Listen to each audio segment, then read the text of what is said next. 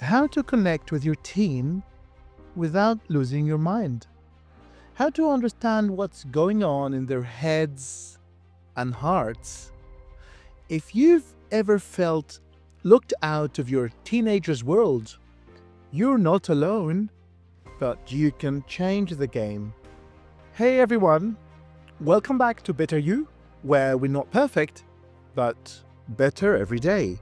Hit that like button if you want more insights about different topics. The most important advice is to try and understand their brain and behavior. Teen brains are like fast cars with weak brakes. The emotional center in their brains will always step in early, while the prefrontal cortex, that's the control center in their brains, will always follow later. That's why they act first without thinking. For example, like texting class, and then they think later, or sometimes they don't think at all. So now it's important to think about our expectations from teens. We need to expect emotional ups and downs, like waking up grumpy or suddenly happy. We also need to expect a strong need for independence and peer approval. And another important thing to expect is testing rules and experimenting. And this happens often invisibly. So what they want to do is to fine-tune their identity and social position. So a practical tip here is to validate. You can say, for example, I get why that felt unfair. I understand. And then you need to slow down discussion when things feel heated. Pause, breathe, and respond, not react.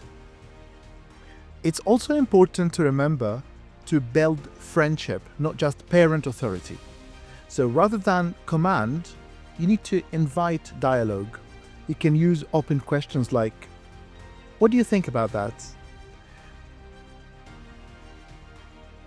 You need to be a safe space, no judgment, just curiosity. Example, at dinner,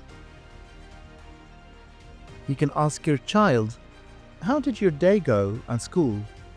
Pause, listen, don't fire back with advice. Another useful tip is to recognize misbehavior as expression.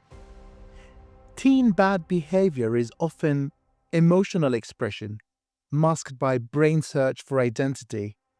They are not bad, they are learning. They need space to test limits and express themselves. So for example, if your teen slams the door and shouts, you can say, I can see that you're upset. Tell me more when you're ready. So it is crucial to try and meet their needs: respect, connection, and freedom. So as you can imagine, lectures are not a good way to show respect or to show that you're actually listening to them. And connectedness is very important. So in order to help them feel truly seen. And freedom within boundaries is very important. So controlled independence. So you can set some boundaries like schoolwork by 9 p.m., phone off at 10, and you can trust them to manage within that. So lecturing or shaming are not very good techniques because they trigger rebellion and insecurity. Losing calm is not a good technique either because that will escalate tension. But instead, we need to pause, breathe, then discuss calmly. Another technique is to repair and reconnect. Even if you lose it sometimes, it's okay. So even if you make a mistake, own it. You can say, I'm sorry I snapped. I just felt worried when something happened. This always works because it shows authenticity, it builds trust, and it models repair. It's crucial to create a positive atmosphere at home. So keep communication warm and open. Say positive things daily, like, I appreciate how you did this or that. And it's also important to encourage shared family rituals like meals or walks or game nights together. Based on scientific research, teens feeling supported report less anxiety and depression.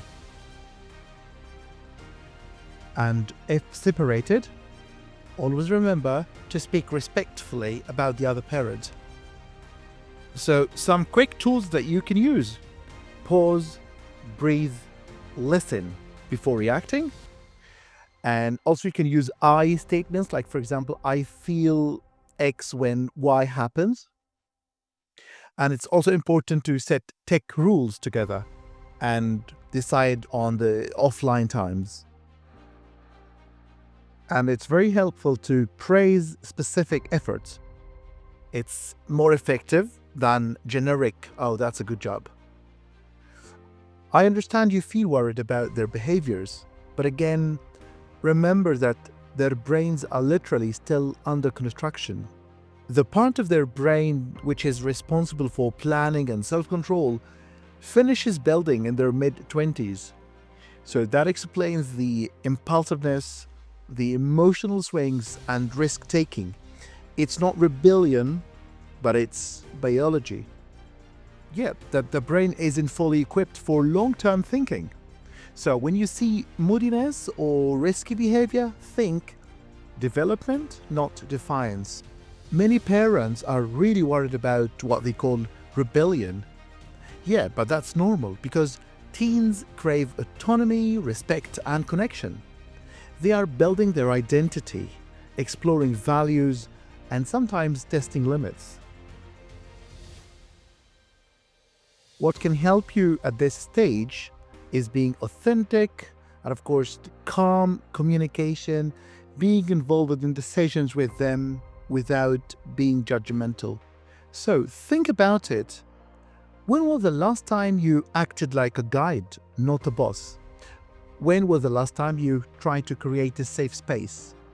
I mean, the low pressure moments like car rides or cooking, these are golden moments for building trust. And of course, active listening, nodding, eye contact, paraphrasing. So these little habits show that you care. Do you let your children make mistakes safely? Remember, this is a real-world skill. So how can we do that?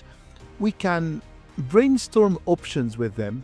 We can make a list of pros and cons. We can consider consequences. And we can reflect afterwards, like what worked and what didn't. This will build critical thinking and respect. And as we mentioned, supporting independence and decision-making is something that they will always appreciate. And remember, even during conflicts or family conflicts, we can still build trust. So every family has conflicts. It's about how we manage it that matters.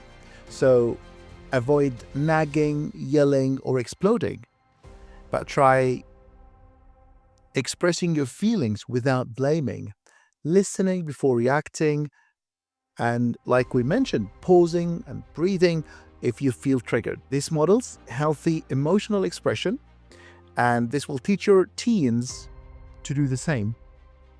And don't miss connection opportunities through everyday moments. So respond to bids for connection. Notice when they seek your attention. Say, tell me more about that, instead of scrolling your phone. Celebrate the small things. Say, I love how hard you studied. And remember, be specific about your praise because that will build confidence and positivity. Use gratitude and strengths. So a sentence like, I am proud you did this. I am proud you helped your sibling. That will add harmony and self-esteem. So, some final tips. Teens need connection more than perfection. Listen more than you talk. Build trust with small responsibility. Parenting teens can feel like navigating a minefield, but with empathy, boundaries, and open communication, you create a foundation of trust and growth. If you found this helpful, please like and subscribe and tell me what is one boundary or conversation you will start this week. Until next time, goodbye.